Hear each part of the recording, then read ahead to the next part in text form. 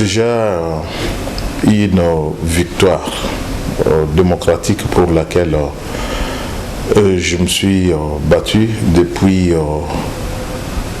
1975. J'en profiterai pour interpeller la conscience interne, externe, j'entends par là, les Congolais et ceux qui sont venus nous soutenir dans les processus. Ici, je tiens à préciser qu'à seules les élections ne garantissent pas la démocratie perceptive. J'entends par là une démocratie de mise qui permettent à l'individu, au Congolais, de retrouver la confiance et surtout l'espoir en lui-même. Je tiens aussi à préciser ceci.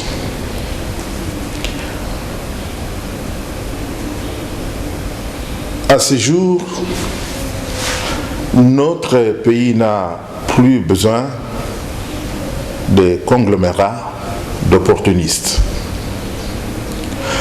Au-delà de simples déclarations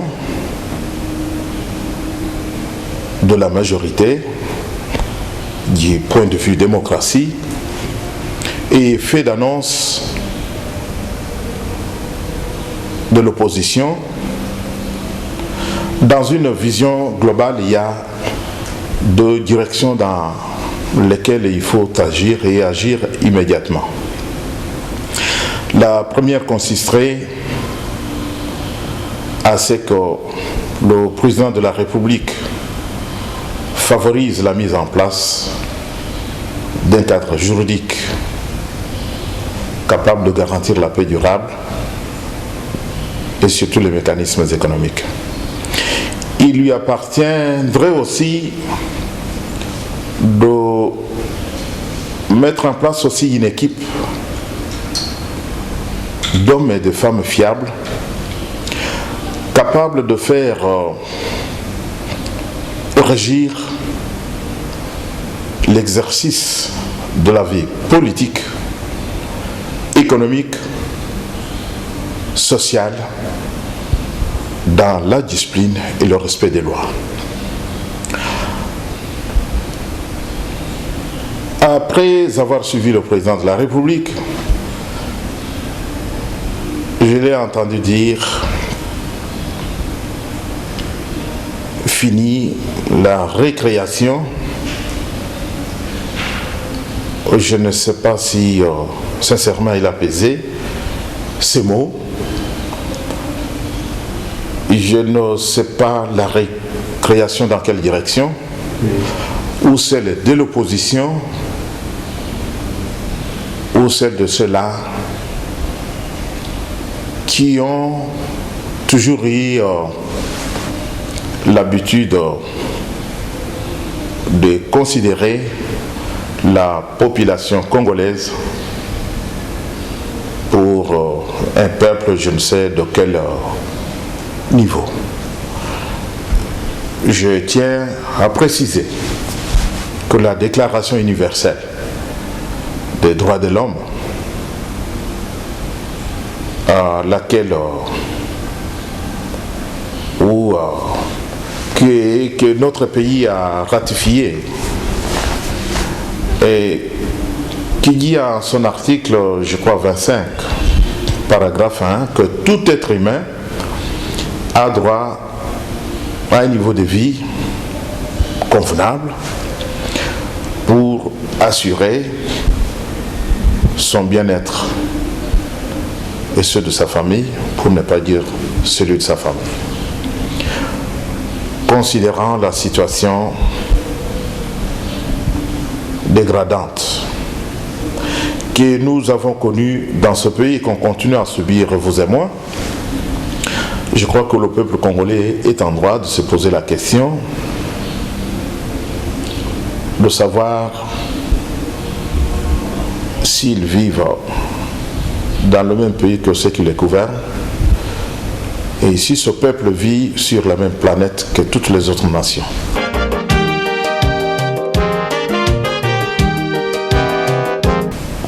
Par démocratie dont on parle, parfois tu auras raison, j'entends le respect des lois de la République. C'est ça la démocratie. Oui. La démocratie, c'est le respect des lois. Et lorsqu'on ne respecte pas les lois, on n'est pas démocrate. Et ces lois sont respectables dans une société où il y a la quantité suffisante de biens et de services par rapport aux besoins de la population. Je l'ai souvent dit, et je suis dans l'obligation de le répéter, si vous demandez aujourd'hui aux Congolais, par la voie référendaire, de voter une loi contre le vol, je suis sûr que c'est tout Congolais qui votera contre le vol. La question qui demeure et qui a toujours existé, c'est de savoir qu'est-ce que l'État met en face de celui qui a voté cette loi-là contre le vol pour qu'il ne vole pas. À ce point de vue, j'ai quelques propositions à faire.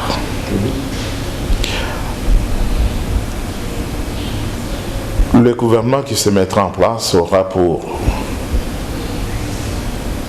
objectif de rétablir les équilibres économiquement rompus. Pour ce faire, le pays a des possibilités. Où il autofinance la reconstruction du pays, où il fait recours à la communauté financière internationale. Quant au premier point, du point de vue de l'autofinancement, je crois que la réponse est certainement. Pourquoi? Parce que par l'autofinancement, j'entends la considération de sa part personnelle, c'est-à-dire l'épargne effectuée dans le passé afin de faire face à ses dépenses internes.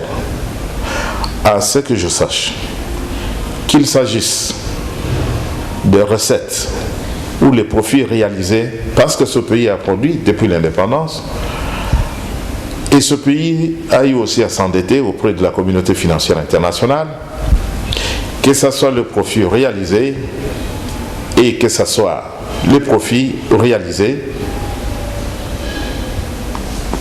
toutes les deux sources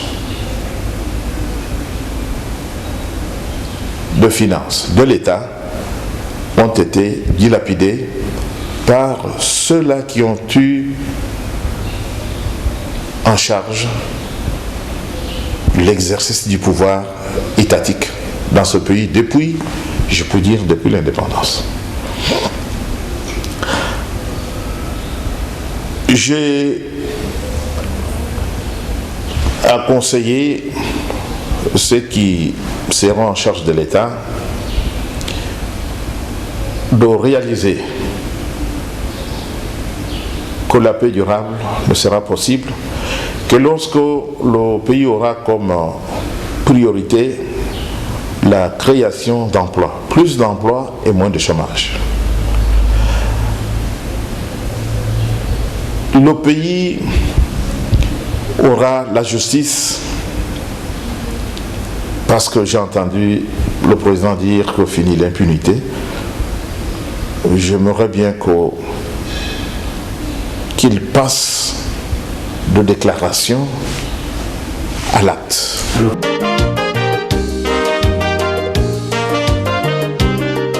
Ne peut être indépendant que celui qui, grâce à son salaire, puisse être en mesure de payer son loyer, manger du 1er au 30, être en mesure d'assumer le transport de sa famille et les soins médicaux, l'éducation de ses enfants. Comment voulez-vous quelqu'un qui touche, par exemple, je m'excuse d'aller au-delà, une somme d'argent qui ne lui permette même pas de vivre, de manger pendant 3 jours, et vous demandez à cette personne d'être garant de la justice et d'être un magistrat indépendant. Indépendant sur quel plan? Là est la grande question. D'où je dis que tout... Vous savez que lorsqu'on a un malade, il faut lui administrer un traitement approprié à la place des calmants. Les calmants, c'est quoi? C'est ne pas réaliser que pendant cette période de l'histoire menacée, que le gouvernement mis en place doit avoir le sens de renforcer les contrôles de l'affectation du capital que nous empruntons à l'extérieur, parce que nous-mêmes nous ne pouvons pas nous autofinancer. Nous devons renforcer les contrôles de l'affectation du capital vers le réaménagement des facteurs de la production nationale. Et nous devons favoriser la division équilibrée du travail et du revenu national en favorisant et pour favoriser la meilleure consommation. Quand je dis favoriser la division, je pouvais dire équitable, moi je vous parle d'équilibré. Il est malsain. Je dis que ça, là, sera mon deuxième combat parce que je crois avoir gagné le premier qui consiste à ce que le pays soit démocratisé. Le deuxième, pour que ce pays se développe, doit résider au niveau de combat et affiché contre le tribalisme. Vous savez que ça n'aide personne. Ça n'aide personne. Il faut que les Congolais soient considérés en tant que valeur morale et en tant qu'expertise à la place du tribalisme. Et ça n'avance personne. Je suis dans le droit de vous le dire. Et que si vous observez aujourd'hui, comme ce fut le cas dans le temps, lorsqu'il arrive qu'il y ait un dirigeant de telle ou telle région, vous verrez que l'ensemble des institutions sont fixées en ce sens-là. C'est triste de le dire, parce que je suis le fils de ce pays, j'aimerais bien me sentir à l'aise partout où je me trouve, que ce soit dans le nord, dans le sud. Une fois, j'étais à Lubumbashi, il y a de cela, je crois, presque un mois, il y a un mois, lorsque j'y étais la première fois. La question qui m'a été posée par les journalistes, c'était de savoir si j'avais soutenu le président, la candidature du président Kabila au deuxième tour pour lui apporter l'électoral du centre. Je leur ai fait comprendre que mon parti n'avait rien à voir avec les provinces ou les régions, nord, centre, je ne sais quoi. Le parti, la CIDE, c'est partout, des Punya, tout ça. Vous verrez ce sont des Congolais. Et j'aurais souhaité assez que les gens, les Congolais, soient considérés en tant que tels, tout court. Et non lorsqu'on a un dossier à traiter pour embaucher quelqu'un, et qu'est-ce qui se passe, on ne voit pas, et vous n'avez pas mis votre district. Je suis Congolais, je vis dans le nord du pays, et que c'est là que je peux me taxer mes impôts, mais je peux me présenter comme gouverneur là-bas. Je peux être, disons, voté comme sénateur, comme gouverneur, ou je ne sais, comme député, parce que je suis dans mon pays. Et je ne peux pas me sentir étranger lorsque je suis dans l'Équateur, lorsque je suis dans l'Est. Non, non, ça c'est un deuxième combat qu'il faut considérer, parce que lorsqu'on ne réalise pas que le pays a souvent été tiré vers le bas, et la grande cause, c'est le tribalisme. Ça, il ne faut pas le cacher. Le système politique qui a été dirigé avant que AFDEL arrive dans ce pays, c'était l'Équateur. Moi j'ai des amis, hein, je me rappelle, je cherchais, disons, l'autorisation pour sortir parce qu'il y avait eu le problème des coups d'État. Il m'a dit ceci, et je crois qu'il a déjà oublié ça. Mais nous nous voyons, nous causons, moi, je ne suis pas rancunier. Bino Baloba Bokane Sinini. Bino Baloba, c'était vers les années 75. Vous voyez, peut-être lui a déjà oublié. Mais je ne suis pas rancunier. Je dis lorsque je le vois s'étaler sur le plateau, parler de la politique, je ne sais pas de quelle politique parle-t-il. Voilà mon deuxième combat, consiste pour qu'il n'y ait pas le problème du tribalisme dans ce pays. Il faut que l'économie soit rétablie. Lorsque l'individu aura à s'occuper de son salaire, de ses factures à payer, sa maison, l'éducation de ses enfants, vous verrez bien que cet individu-là ne va pas envier quelqu'un en termes tribal.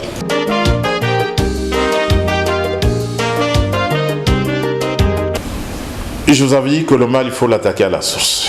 Il faut qu'il y ait plus de gens qui travaillent et moins de chômeurs. Lorsqu'il y aura plus de Congolais qui travaillent, ils seront dans l'éducation de payer des taxes et des impôts. Voilà la source, pour ne pas dire les sources de revenus de l'État. Les sources ou la source du revenu de l'État vient de taxes et des impôts. Ne peut encaisser plus de taxes et des impôts lorsqu'il y a des gens qui travaillent. Il y aura plus de gens qui travaillent que lorsqu'il y aura des entrepreneurs ou des investisseurs qui accepteront de venir ici chez nous, créer plus d'emplois et donner des salaires décents aux Congolais. Voyez-vous que lorsqu'il y a plus de gens qui travaillent, plus il paie des taxes et des impôts, en dernière ressource, c'est l'État qui en profite. Et l'État qui a plus de moyens sera à mesure de réorganiser et équiper la police, l'armée et les services de renseignement. L'État qui a des moyens sera à mesure, par exemple, de subventionner l'éducation nationale. Je l'ai toujours dit. J'ai étudié, voyez-vous que s'il m'arrive que je vous parle en langue étrangère, c'est que vous, parce que moi j'aurais voulu qu'on parle en lingala, tchoulouba, swahili, tout ça. Vous avez voulu qu'on parle en français, je vous suis, il n'y a pas de problème. Lorsque moi j'ai étudié, que ce soit l'école primaire et l'université, l'école secondaire, j'avais, disons, je peux éliminer qui était même insignifiant, parce que les parents travaillaient, c'est qu'ils avaient des revenus. Et lorsque je suis arrivé à l'université, j'avais une bourse d'études. J'ai toujours dit aux gens, et que je dois dire la vérité, parce que j'avais péché, le fait d'avoir vu que les autres amis avaient plus d'argent des bourses, et moi je n'en avais pas assez, et je ne savais pas, on m'a un peu bousculé dans la même direction, pour me dire, mais comment, toi tu touches ça? Moi je dis, pourquoi? Ils m'ont fait comprendre qu'il faut se marier, moi je dis, comment? Je me marie en première année, il dit, oh non, il faut vous marier. C'est que j'ai été obligé aussi de me payer, de choses, de me marier sur le papier, pour toucher la bourse d'études. C'est un péché que j'ai commis, je dénonce ça. Mais au moment venu, je dois rendre, et disons, payer l'argent de l'État. Et je veux dire aussi ceci, que lorsque l'État a plus de moyens, voyez-vous que l'État qui était un peu mieux géré, parvenait à payer, disons, subventionner l'éducation nationale. Et cet État qui aura aussi des moyens sera à mesure, par exemple, de réaliser les grands travaux publics. Et ici, il y a un problème de délestage. Là, nous avons l'interview, j'ai peur qu'on soit délesté. Et attention, il semblerait que le délestage ne se limite pas seulement au niveau de l'électricité. C'est aussi maintenant au niveau de la nourriture. Il y a de ces familles. Moi, j'ai pitié, disons, pour le président Kabila. Il ne suffit pas d'avoir gagné les élections. Seules les élections ne garantissent pas la démocratie. D'où il faut peser de tout son poids pour rétablir l'économie. Il faut que l'économie soit rétablie. Et là, c'est le point de départ.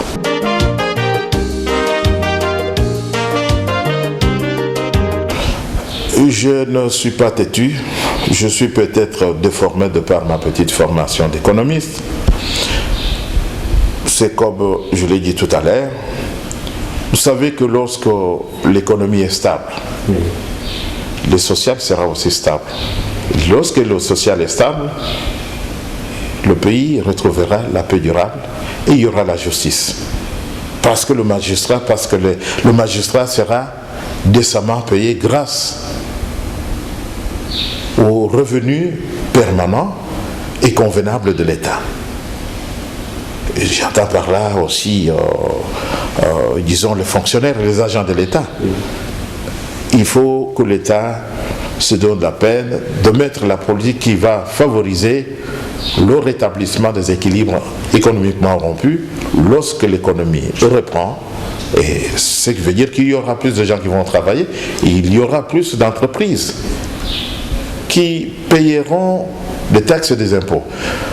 Il ne faut pas, il y a une politique dans ce pays, il suffit que quelqu'un s'organise et cherche à s'établir pour être un peu, pour ne pas subir le chômage, créer l'emploi quelque part, mais au lieu de l'aider à ce qu'il trouve déjà au moins des crédits pour ce faire, ben, il a tous les services de l'État sur le dos pour le décourager. Pourquoi? Parce qu'il y a la pauvreté. Moi, je crois que mon créneau a souvent et restera toujours l'économie. Il faut que l'économie reprenne. Lorsque l'économie reprend, vous verrez que toute la situation va se stabiliser dans le pays.